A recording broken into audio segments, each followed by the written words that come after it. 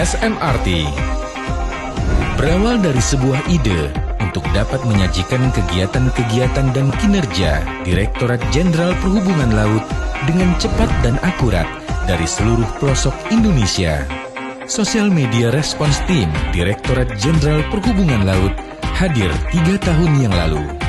Memberikan informasi dengan cepat, berkoordinasi dengan hebat, membuat karya dengan kompak, berslogan "Bersatu kita kuat, bersama kita hebat". Pada masa pandemi kali ini, membuat langkah dan gerak kita terbatas. Tetapi keadaan ini tetap tidak mampu membendung kinerja dan kreativitas kita. Sosial media respon tim kita alhamdulillah cukup baik dan sangat dihargai oleh Bapak Menteri Perhubungan, terutama untuk kita semua. Apresiasi datang dari para pemimpin. Kehangatan diberikan kepada kami yang selalu berlari.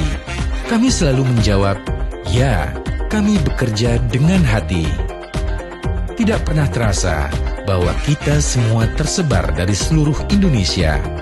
Selalu ada sapa hangat dari sahabat di barat Indonesia. Selalu ada canda tawa dari saudara timur Indonesia. Karena SMRT adalah satu. Dirgahayu SMRT. Sekali kita kuat, selalu kita hebat.